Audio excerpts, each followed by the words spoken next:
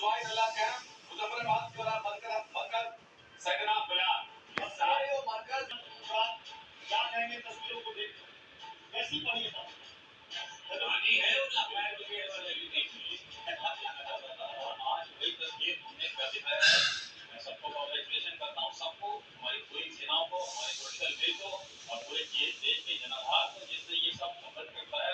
पिछले 35 साल से हम लोग एक प्रॉक्सी वॉर लड़ रहे थे, जिसके अंदर हम लोग अगेन एंड अगेन हमले ही हम लोग खेलते आ रहे थे पाकिस्तान से हमले को, और आज वो दिन आया है जब हमने डायरेक्टली जाके जड़ को खत्म किया है, पेट की जड़ को खत्म करना है। सर मैं छूहे शब्द का इस्तेमाल करूंगा। पाकिस्तान की आर्मी तो खैर है नहीं, क्योंकि अब वहाँ के लोग भी आ रहे हैं। वो मैं कहूंगा कि वो बयान फिर से एक बार आप सुना दे तो बेहतर होगा। वो कह रहे हैं कहाँ सो रही है हमारी फॉर्म मौजूद अफसर के तो बच्चे को उड़ा दिया। ये बयान था सामने। तो जो चूहे अभी है पाकिस्तान के आगे तो ज्यादा मुझे लग रहा फर्क है, बाकी कहाँ देखिए बहुत अविश्वास का माहौल है पाकिस्तान में। वहाँ की जनता बिल्कुल भी फौज पर, वहाँ की फौज पर विश्वास नहीं करती है, उनकी काबिलियत पर भरोसा नहीं है। और ये आप देख रहे हैं, जब उनके पॉलिटिशियन ने बोला कि आप जब बंदूक लेके जाएंगे क्या फौजों पे, उन्होंने बोला मैं तो लंदन जाऊंगा। क्यों कहा ऐसा? जो उनको भरोसा है, उनको भरोसा है, उनको भरोसा है अपनी फौज पे कि वो कुछ नहीं है, कोई काबिलियत नहीं है। और ये सारी खबरें आई कि 4 दिन से 8 दिन से ज्यादा लड़ाई लड़ नहीं सकते, उसके अलावा उनके पास तेल नहीं है, ये सारी बातें एम्यूनिशन नहीं है। 4 दिन का तेल था, आधा तेल तो हमें यही पका दिया तो हम भगा कर आज करेंगे कल करेंगे, आधा तेल तो उसी में खत्म हो गया। अब उनके पास बचा गया। अब सवाल ये है दीपक बोला सर जी कि ये जो स्ट्रेटेजी है कि चूहे निकल नहीं रहे, चूहे बिल से निकल नहीं रहे थे, हमने उनको निकाला और जब वो इधर उधर भागे हमने सैटेलाइट से उनके किया।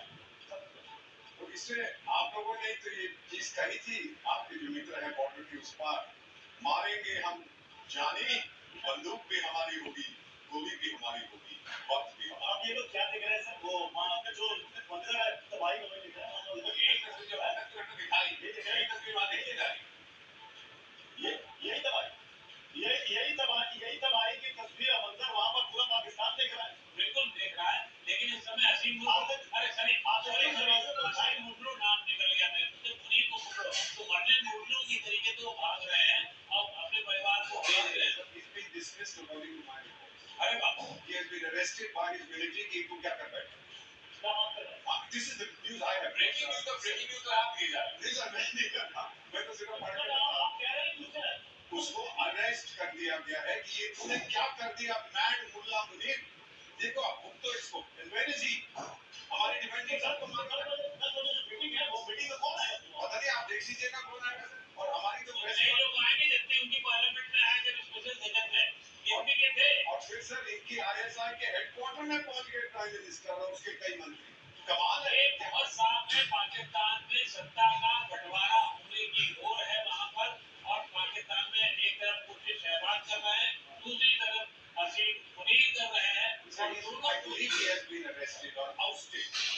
आउटरेस्ट हो सकता है, लेकिन अरेस्ट किसने किसको किया ये अभी नहीं हो सकता।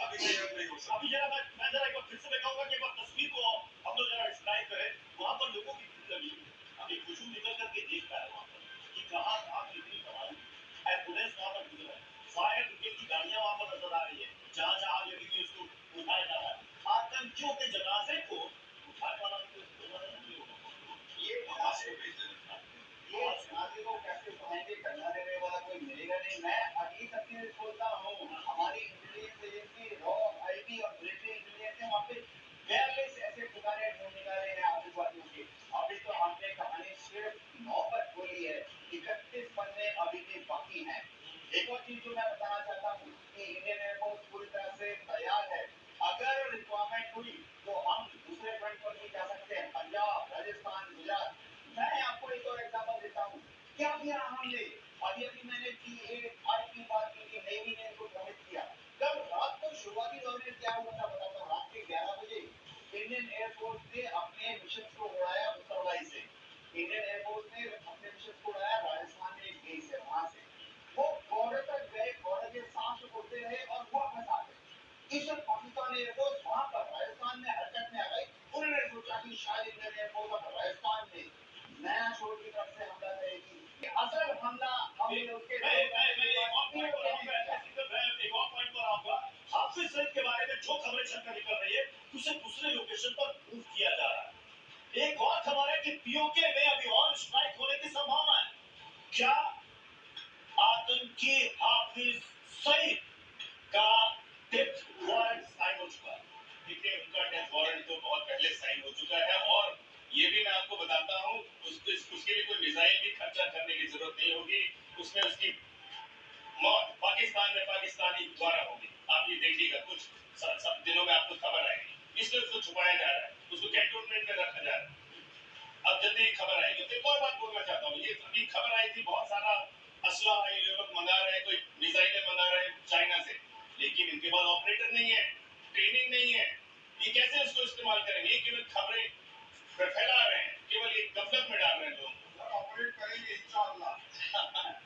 जी, ऑपरेट करेंगे, कैसे करेंगे? सबसे बड़ी बात होगी, जो खबरें बाद में आएंगी और जिसके लिए हम सबको इंतजार है, वहाँ अंदरूनी लड़ाई हो, जो गृह युद्ध की स्थिति होने जा रही है, वो बहुत देखने वाली होगी और वो अपने आप में बहुत महत्वपूर्ण होगा। तो कई लोग जब पूछते हैं कि 2016 और 19 के बाद क्या बदला है, तो यही बदला है। वहाँ की स्थितियाँ बिल्कुल विपरीत हो चुकी हैं, उनकी सरकार के बरखिलाफ, उनकी सेना के बरखिलाफ। बलूचिस्तान वो बलूचिस्तान नहीं जो 2016 में था, आज बदल चुका है।